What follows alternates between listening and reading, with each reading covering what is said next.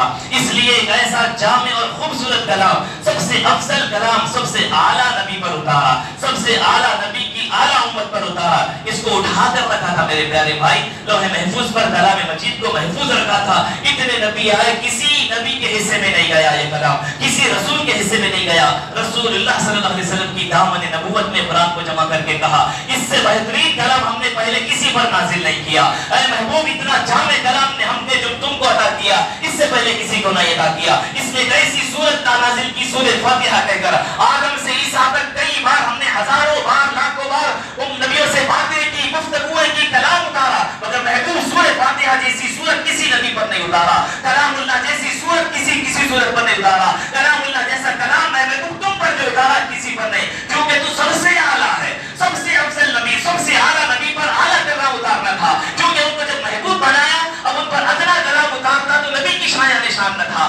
اللہ کی بھی شایہ نشان نہ تھا.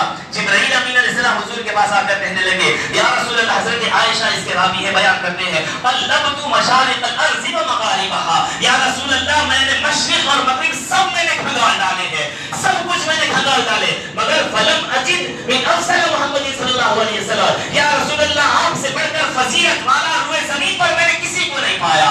ساتوں زمین ساتوں آسمانوں میں سب سے بڑا فضیلت والا میں نے آپ کو پایا, آپ سے بڑھ کر کسی کو نہیں پایا. تو افضل نبی پر افضل کلام کو اتارنا تھا, اعلیٰ کلام کو اتارنا تھا. تو بتایا, اے نبی, ہم نے تم پر جو کلام اتارا ہے کوئی وقت و زمان کے حد تک تھوڑی ہوگا, کوئی ایریا کے حد تک تھوڑی ہوگا, اور ایسے تھوڑی معمول تھوڑی ہوگا. ہم نے ایسی معرفت والا کلام اتارا ہے, ولا رتب ولا یابس الا فی کتاب مبین. ہر بات کا ہم نے اس میں ذکر کیا ہے, ہر سوکھی چیز, ہر کچھی چیز, کوئی چیز ایسی نہیں جو جس کا ذکر اس میں قرآن میں ہم نے نہ کیا ہو. بلکہ علماء کرام بیان کرتے ہیں, مفسرین کرام بیان کرتے ہیں کہ ساتوں سمندروں کو اگر سیاہی بنا لی جائے, اور دنیا بھر کے درختوں کو اگر پین بنا لیا جائے, اور قرآن کی آیتوں اور اس کے معنی کو لکھا جائے, ساتوں سمندر سیاہی کے سوکھ جائیں گے مگر قرآن کے معنی ختم نہیں ہوں گے. اتنے معنی اللہ نے قرآن میں جامع کر دیے ہیں. بلکہ کوئی بتاتا ہے 18,000 اس میں علوم ہے, کوئی کہتا ہے 20,000 علوم ہے, کوئی کہتا ہے 70,000 علوم ہے, کوئی 72,000 علوم بیان کرتے ہیں. میں تو یہ کہتا ہوں,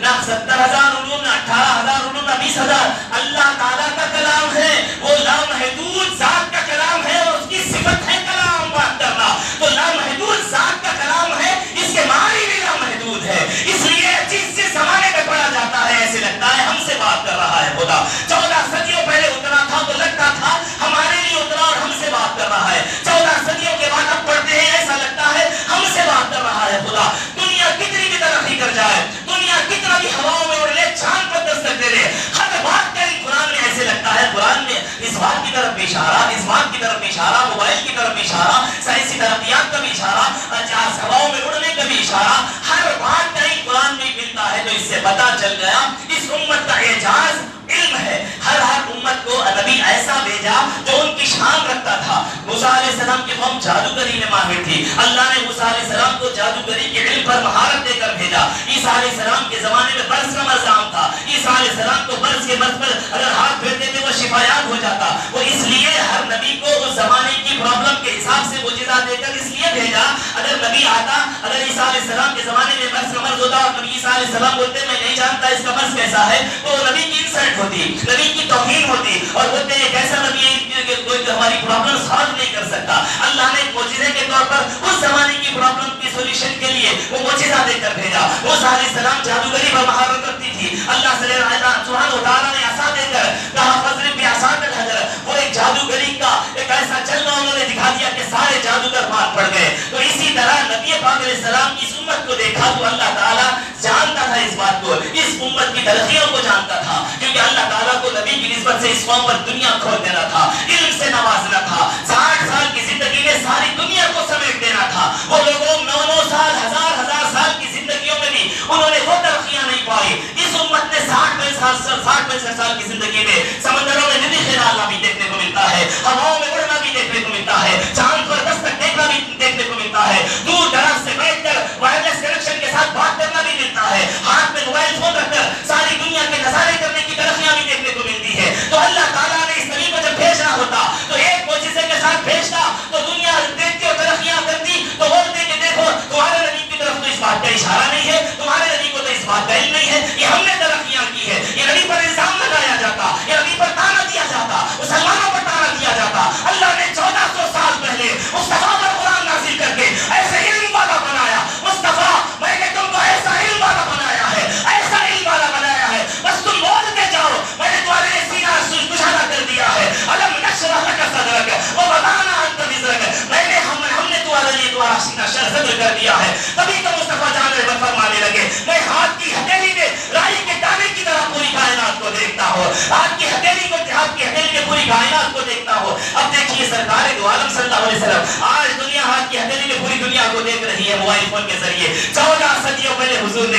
تم تو زمین پہ بیٹھ کر دیکھتے ہو، میں تو ساتوں آسمان کے جلوے نظارے کرتا ہوں۔ دیکھو نبی کو جو جو علم سے نوازنا تھا، اس امت کو جو جو علوم سے نوازنا تھا، پہلے سے اللہ نے قرآن میں وہ نازل کر دیا اور مصطفیٰ جان رحمت کو عطا کر دیا، تاکہ کوئی قوم نبی پہ الزام نہ لگائے، کوئی قوم نبی کو معمولی نہ سمجھے، کوئی قوم نبی کو کم کر نہ سمجھے۔ اس لیے ہر چیز آپ کو قرآن مجید میں پڑھنے کو ملتی ہے، دیکھنے کو ملتی ہے۔ اس لیے حضرت ابن عباس رضی اللہ تعالیٰ عنہ نے چھپی نہیں فرمایا، حضرت عبداللہ ابن عباس نے چھپی نہیں بولا، ہم تو سواریوں کی نکیل بھی اگر ہماری گم جائے، اگر ہماری سواریوں کی نکیل بھی گم جائے، ہم لوگوں سے نہیں پوچھتے میری سواری گم گئی کے لیے کیا، ہم لوگوں سے نہیں پوچھتے نکیل گم گئی مل گئی کیا، ہم قرآن میں دیکھتے ہیں تو پتہ چل جاتا ہے ہماری نکیل کہاں گم گئی ہے۔ اتنی مہارت اللہ نے ان کو دی تھی۔ بس فرق کیا ہے، آج کی جنریشن، آج کے بچے دنیا پر، سائنس پر، موبائل فون پر لگے ہوئے ہیں، اس وجہ سے ان کو پوری ترقی موبائل فون میں نظر آ رہی ہے، ان کو ترقی سائنس میں نظر آ رہی ہے۔ اگر وہ بچے قرآن کو پڑھتے،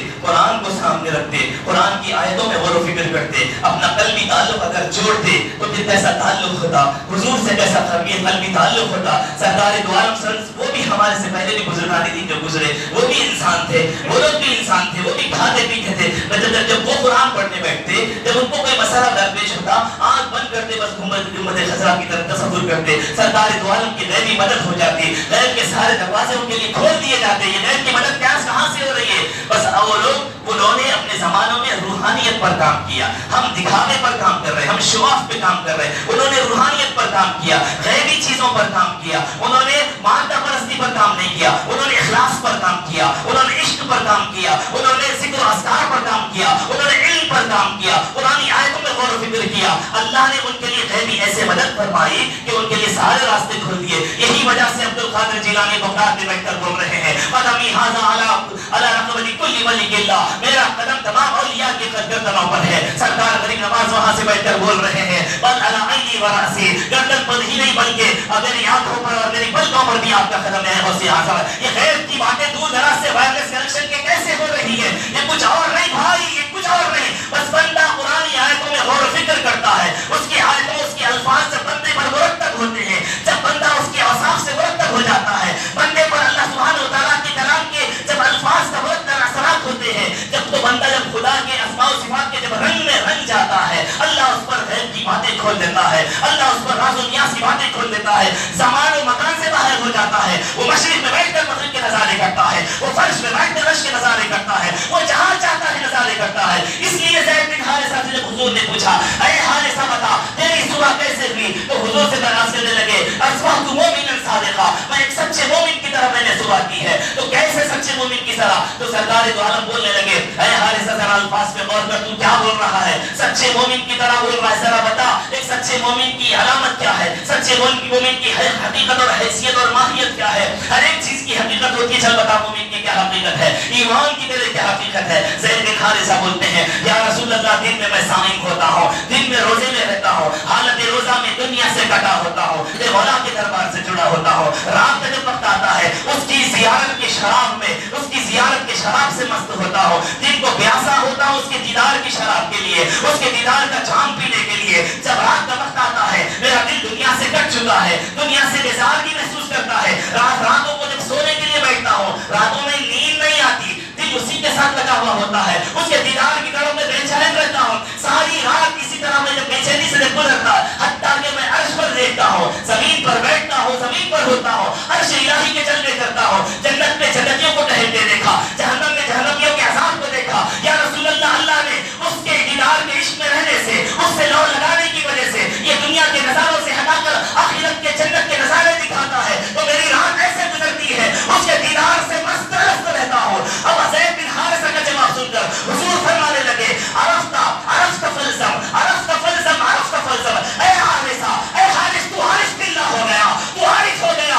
خدا کی پہچان میں تجھے نصیب ہو گئی ہے، تجھے خدا کی پہچان نصیب ہو گئی، فلزم فلزم، تو اس کو پکڑے رکھ، اس کو تھامے رکھ، اللہ نے تجھے وہ کرم عطا کیا، اللہ نے تجھے وہ کرامت عطا کی ہے، تو زمین پر ہوتا ہے مگر مولا کے جگہوں میں مست ہوتا ہے، تو زمین پر ہوتا ہے جنت کے نظارے کرتا ہے، تو صحابہ کرام پر رسول کے خطبوں کی خیرات کا وہ صدقہ ملا، وہ کرم ملا۔ صحابہ کرام جس طرح زمین پر بیٹھ کر عرش الہی کے نظارے کرتے، جنت کے نظارے کرتے، کیوں؟ دنیا ان کے سامنے آئی تھی۔ جس طرح آج آپ نے دوپہر میں سنا ایک صحابی ابو درداء نے 600 کھجوروں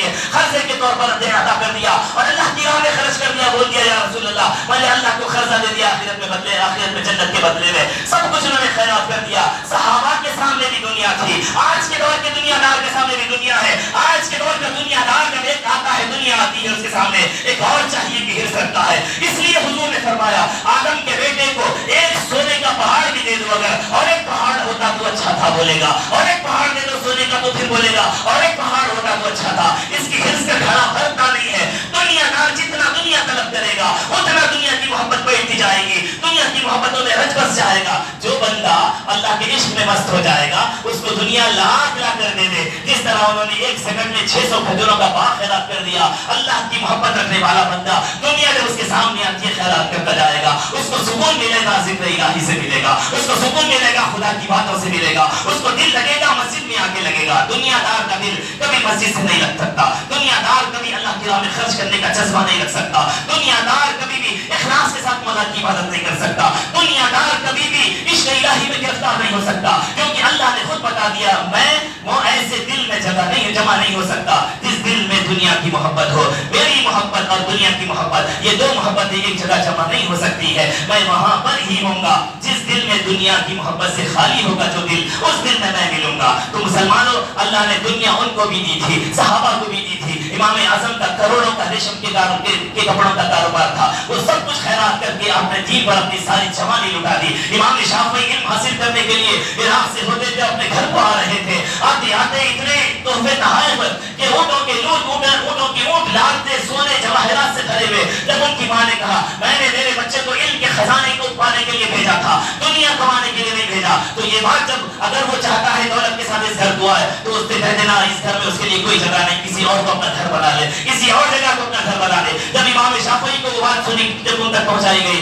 امام شافعی گھر کو پہنچنے سے پہلے وہ سارا کروڑوں کا مال خیرات کر دیے اور تنہا اپنی ماں کے پاس آئے, خالی ہاتھ آئے. دیکھیں یہ ہے کیا میرے بزرگان دین کا سر اور ان کا خرچ. اسی طرح صحابہ کرام کے پاس بھی مال تھا, دنیا تھی, مگر انہوں نے دل میں نہیں بسایا, خرچ کر دیا اللہ کی راہ میں, سب کچھ لٹا دیا, خرچ کر دیا. اس لیے غوث اعظم کو بھی جب ان کے نانا کا باغ ملا تھا بغیچہ وراثت میں, وہ سارے باغ کو 100 گز زمین کی بات نہیں ہے, 200 گز زمین کی بات نہیں ہے. آج ہم ہزاروں کی لاکھوں کی پراپرٹیز, کروڑوں کی پراپرٹیز رکھتے ہیں, 100 میں ہزار میں کروڑوں میں زمین رکھتے ہیں. 100 گز زمین مسجد کی تعمیر کے لیے بولی جائے کلیجہ ہل جاتا ہے ہمارا. 1 گز زمین دینے کے لیے کلیجہ ہل جاتا ہے. مدرسے کے لیے کوئی مدرس کوئی معلم اگر اعلان کرے مسجد کی تعمیر کے لیے اعلان کرے, صدیاں گزر جائیں گے, سالوں گزر جائیں گے, مسجد کی تعمیر نہیں ہوتی. دل تنگ ہوتا جاتا ہے. کوئی خریدنا اگر پراپرٹی ہو لون پہ لون لیں گے, یہاں سے قرض وہاں سے قرض, سال 2 سال میں چکا کے اس کو بھریں گے, خیال آئے گا, مگر اللہ کی راہ میں خرچ کرنے کے لیے نہیں آئے گا. کیوں؟ یہ دل تنگ ہو گیا. اصل اس کی وجہ کیا ہے معلوم؟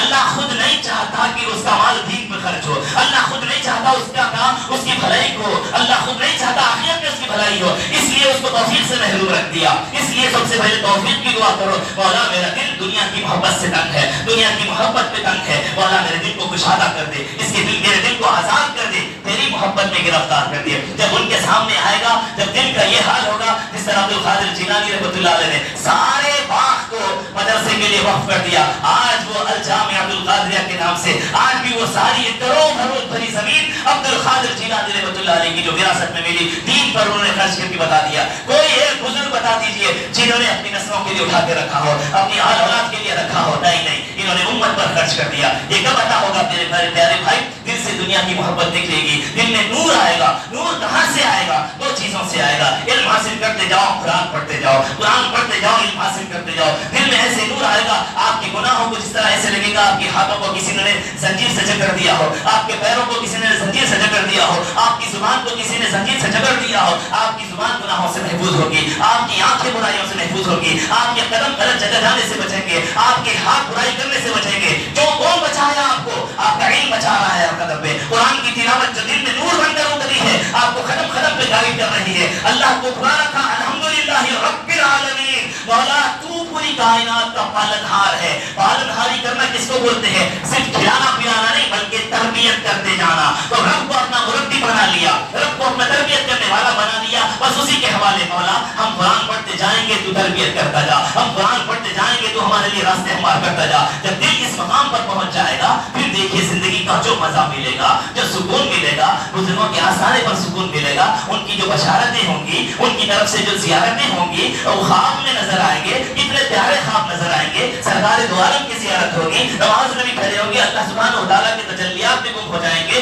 اتنا سکون، زندگی کا اصل سکون ملے گا۔ 3 دن کا بھوکا شخص بھی بریانی کھلانے پر اتنا لذت نہیں محسوس کرتا۔ جس بندے کو خدا سے عشق ہو جائے بس وہ خدا کا ذکر کر کے اتنی لذت محسوس کرے گا، خدا کی عبادت کر کے اتنا لذت محسوس کرے گا۔ وہ کہاں سے ملے گی؟ قرآن سے جڑ جاؤ، قرآن کے علوم سے جڑ جاؤ۔ اس لیے اللہ نے عظمت والا کلام، عظمت والے نبی پر، عظمت والے نبی کی صدقے میں عظمت والی امت پر اتارا تاکہ ہم بھی اس کو پڑھ کر اس سے فیضیاب ہو جائیں، ہم بھی اس کو پڑھ کر سیراب ہو جائیں۔ اللہ تعالیٰ سے دعا ہے کہ کہنے سننے کے ساتھ ساتھ ہم سب کو عمل کی توفیق عطا فرمائے۔ یا الہ العالمین کا بیان میں اگر کوئی لفظ سے خطا ہو گئی ہو، حضور پاک علیہ السلام کے صدقہ طفیل میں اسے معاف فرما میرے مولا۔ میرے مولا ہماری عبادتوں کو، تلاوتوں کو قبول و منظور فرما میرے مولا۔ میرے مولا اس مسجد کے تعمیری کام کو تو آسان فرما دے میرے مولا، غیب سے میرے مولا تو مدد فرما میرے مولا، غیبی مدد فرما دے میرے مولا۔ تیری مسجد کو ہم تو صرف بہانہ ہے، ہم ذریعہ ہے میرے مولا، ہم تو صرف ذریعہ ہے اور ایک بہانہ ہے، حقیقی مددگار تو ہے میرے مولا، حقیقی کارساز تو ہے میرے مولا۔ غیب سے اس کی تعمیر فرما دے، صرف تعمیر ہی نہیں بلکہ یہ مسجد کو ہمیشہ میرے مولا عبادت کرنے والوں سے آباد رکھ، محبت کرنے والوں سے آباد رکھ، محبت والے مسلمانوں سے آباد رکھ، عاشقوں سے آباد رکھ، عشق والوں سے آباد رکھ، اہل سنتیوں سے آباد رکھ، سنیوں سے آباد رکھ، سرکار دو عالم کی گستاخوں سے دور رکھ میرے مولا۔ اس مسجد کو میرے مولا گستاخوں اور بے ادبوں سے دور رکھ میرے مولا، بے ادبوں کو اس مسجد سے دور رکھ میرے مولا۔ یہ آستانہ عبدالنبی شاہ کا ہے، ان کے روحانی فیض سے مستفیض فرما، ان کی دعائیں ہم پر جاری و ساری رہے، ان کا روحانی فیض ہم پر جاری و ساری رہے، ان کے میرے مولا ان کے قدموں کی برکت سے یہ محلہ قیامت تک آباد رہے، سرسبز و شاداب رہے۔ وصلی اللہ تعالی وسلم علی خیر خلق محمد وعلی آلہ وصحبہ اجمعین۔